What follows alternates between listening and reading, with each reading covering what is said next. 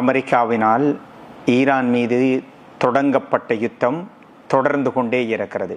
கண்ணியமிக்க சகோதரர்களே, சகோதரிகளே, இந்த நேரத்தில் ஒரு சில விடயங்களை நினைவுபடுத்தலாம் என்று கருதுகிறோம்.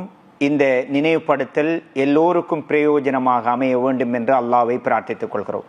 சகோதரர்களே, முதலாவது ஒரு செய்தி, மத்திய கிழக்கு நாடுகள் தற்பொழுது யுத்த சூழ்நிலையில் மிகவுமே தவித்துக் கொண்டிருக்கிற ஒரு நேரத்தில் அமீரகம், குவைத், கட்டார், சவுதி அரேபியா இந்த 4 நாடுகளில் மாத்திரம் இலங்கையைச் சேர்ந்த மக்கள் 10 லட்சத்திற்கு மேற்பட்டோர் இருக்கிறார்கள். மத்திய கிழக்கு நாடுகள் என்பது இலங்கையின் செகண்ட் ஹோம் டவுன் அப்படி என்று சொல்லலாம்.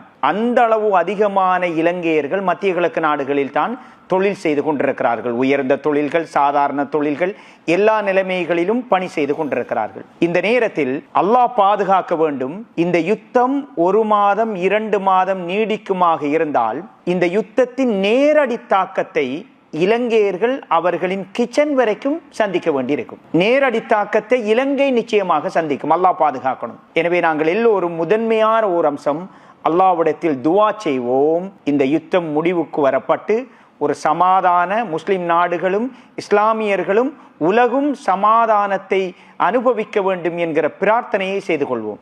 சகோதரர்களே, சகோதரிகளே, எங்களுக்கு தெரியும், துஆத்தான் ஒரு முஸ்லிம் இருக்கிற மிகப்பெரிய சக்தி வாய்ந்த ஆயுதம். அல்லாஹ்வை சார்ந்திருத்தல், குறிப்பாக ஒரு அசாதாரண சூழ்நிலைகளில், ஃபித்னா நிறைந்த சூழ்நிலைகளில் அல்லாஹ்வை நாங்கள் சார்ந்திருக்க வேண்டும். அவனிடம் மன்றாடி இந்த நல்ல மாதத்தில் பிரார்த்தித்துக் கொள்ளுங்கள். குறிப்பாக பிரார்த்தனைகளுக்கு புள்ளி விவரங்கள் தெரியாது. பத்ர் யுத்தம் எங்களுக்கு தெரியும், படித்திருக்கிறோம், பார்த்திருக்கிறோம். 300 சொச்சம் நபித்தோழர்கள் பெரும் திரளான எதிரிகளை மிகைத்தார்கள். புள்ளி விவரங்களை மிகைக்க கூடியது பிரார்த்தனை. எதிர்வு கூறல்கள் இப்படி இருக்கிறது, இவர்கள் தான் வலுவானவர்கள், எனவே மிகைப்பார்கள் என்கிற எதிர்வு கூறல்களை நிச்சயம் பிரார்த்தனை மிகைக்கும். அல்லாஹ்வுடைய சக்தி மிக சக்தி வாய்ந்தது. ஜப்பான்ல ஹிரோஷிமாவில் அணுகுண்டு வீசினாங்க. இன்னொரு நகரத்தில், உலகத்தில் 2 இடங்களில் தான் அணுகுண்டு வீசப்பட்டது. ஆனால் அதிசயம் என்னவென்றால், இந்த 2 அணுகுண்டுகளும் ஆகஸ்ட் 6ஆம் திகதி ஒன்று வீசப்படுது ஹிரோஷிமாவில், ஆகஸ்ட் 9ஆம் திகதி ஒன்று வீசப்படுது. இந்த 2 அணுகுண்டிலையும் ஒருவர், சுடோமோ என்கிற ஒருவர், 2 நிகழ்வுகளையும் அணுகுண்டு வீசப்படுகின்ற நேரத்தில் 2 நகரங்களிலும் இருந்திருக்கிறார். ஆனால் உயிர் பாதுகாப்பு பெற்று வாழ்ந்தவர். உலகத்தில் 2 அணுகுண்டுகள் வீசப்பட்டும் உயிர் தப்பியவர் என்ற பெருமைக்குரிய ஒரே ஒரு நபர். அல்லாஹ் நாடினால்தான் அணுகுண்டுக்கும் சக்தி இருக்கிறது.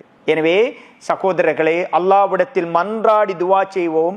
இது நேரடியாக மத்திய கிழக்கு மாத்திரமல்ல, உலகத்தில் எல்லா பாகங்களும் இந்த யுத்தத்தின் வடுக்களை சுமக்க வேண்டியிருக்கும். விசேடமாக இலங்கையர்களாகிய நாம் மிகப்பெரிய சிக்கல்களை, பொருளாதார நெருக்கடிகளை சந்திக்க வேண்டி வரும். அல்லாஹ் பாதுகாக்க வேண்டும். பிரார்த்தனையில் மூழ்கி விடுவோம். 2வது ஓர் அம்சம் சகோதரர்களே, அதாவது பிரச்சனைகள், குழப்பங்கள் நிறைந்த நேரத்தில் மௌனம் மிகச்சிறந்த வழி. இஸ்லாமிய உலமாக்கள் சொல்கிற வழிகாட்டல்களில் முதன்மையான ஒரு வழிகாட்டல். இங்க வந்துட்டு ஒருத்தரை ஹீரோவாக்க போகணும், இன்னொருத்தரை ஜீரோவாக்க போகணும், இன்னொரு நாட்டுக்கு குஃப்ர் பட்டம் கொடுக்க போகணும். தயவு செய்து மௌனம் காருங்கள். அல்லாஹ் நல்ல மாதம், நோன்போடி இருக்கிறோம், ஐபாதத்துக்கள் செய்து கொண்டிருக்கிறோம். நாங்க பேசுறதால, நாங்க இது தொடர்பாக எழுதுவதனால், ஒருத்தரை ஹீரோவாக்கி ஒருத்தரை விமர்சிப்பதினால் இந்த யுத்த நிகழ்வுகளில் எந்த மாற்றமும் தாக்கமும் ஏற்பட போவதில்லை. அந்த ஒரு நிலைமையில், அந்த ஒரு இடத்துல நாங்க இல்லை. எங்களோட எழுத்துக்களும் விமர்சனங்களும் எந்த தாக்கத்தையும் ஏற்படுத்தாது. ஒன்று. 2வது ஒரு விஷயம் என்னன்னு சொன்னால், நாங்க வந்துட்டு ஒரு விடயத்தை சொல்லுவோம்.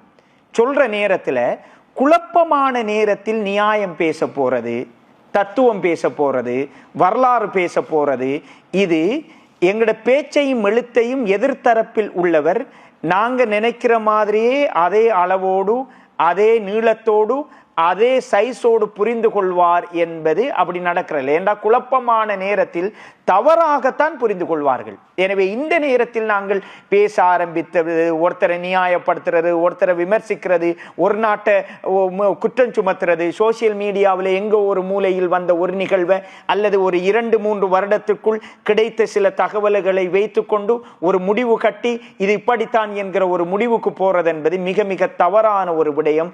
தயவு செய்து இந்த நல்ல மாதத்தில் இபாதத்துக்களினால் இந்த மாதத்தை அலங்கரிப்போம். மௌனம் காருங்கள், அல்லாஹ்விடத்தில் மிக நற்கூலி கிடைக்கும் என்பதை புரிந்து கொள்ளுங்கள். மத்திய கிழக்கு என்பது இலங்கையர்களுக்கு விசேஷமாக பல உதவிகள் கிடைத்த ஒரு பிராந்தியம். எங்களுடைய முன்னோர்களும் தான், இந்த தலைமுறையும் தான் அங்கே பல வகையிலும் சம்பந்தப்பட்டிருக்கிறார்கள். அந்த நாடுகளின் வெற்றி, அந்த நாடுகளின் சமாதானம் என்பது மிக மிக அவசியமானது. அல்லாஹ்விடத்தில் துஆ செய்வோம், மௌனித்திருப்போம். இந்த நேரத்தில் யாரையும் விமர்சிக்காதீர்கள், அல்லாஹ்விடத்தில் பொறுப்பு சாட்டுங்கள். அநீதிக்காரர்கள், வரலாற்றில் தவறிழைத்தவர்களை அல்லாஹ் தண்டிக்க போதுமானவன். தயவு செய்து மௌனமாக இருந்து கொள்ளுங்கள்.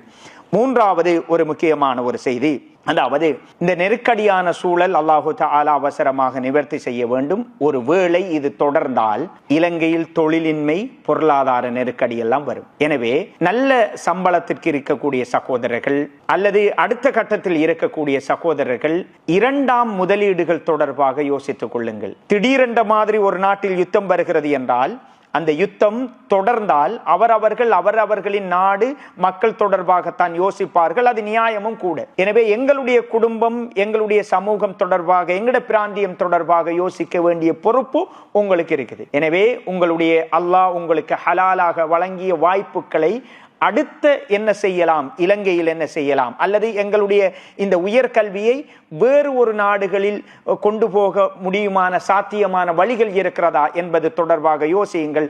அது தொடர்பாக நல்ல முடிவுகளும் நல்ல ஆயத்தங்களும் தயாரிப்புகளும் இருக்கக்கூடிய சகோதரர்கள் அடுத்த சகோதரர்களுக்கு வழிகாட்டுங்கள். அது மிகப்பெரிய ஒரு தர்மமாக இருக்கும். நீங்க மட்டும் ஓடணும் என்று நினைக்க வேணாம். நல்லதோர் நல்ல மாதத்தில் சிறந்ததொரு தர்மமாக இருக்கும். இந்த உலக மாற்றங்களுக்கு ஏற்றால் போல் எங்களை நாங்கள் தயார்படுத்திக் கொள்வோம். நான்காவது ஒரு முக்கியமான ஒரு செய்தி, கண்ணியமிக்க சகோதரர்களே, மத்திய கிழக்கில் வாழ்கின்ற எங்களுடைய சகோதரர்களே, பாதுகாப்பான ஒரு சூழலில் இருந்து கொள்ளுங்கள். இந்த நேரத்தில் நாங்கள் எல்லோரும் யுத்தத்துக்கு பழக்கப்பட்ட ஒரு சமூகம். அதனால் பெரிய அளவில் தயக்கம், பதட்டம் வருவதற்கான வாய்ப்புகள் குறைவு. அல்லாஹ் எங்கள் எல்லோரையும் பாதுகாக்க வேண்டும். விசேஷமாக இங்கே உங்களுடைய பெற்றோர்கள், தாய் தகப்பன், உங்களுடைய உறவுகள் பதட்டமான ஒரு சூழலில் இருக்கிறார்கள். நீங்க ஒரு பாதுகாப்பான சூழல்ல இருந்து கொள்ளுங்க.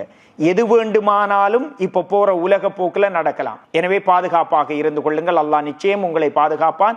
இந்த குடும்பத்திற்காக உழைக்க சென்றவர்கள் அல்லாஹ் உங்களை நிச்சயமாக பாதுகாப்பான். எல்லோரும் அவர்களுக்காக துஆ செய்து கொள்வோம்.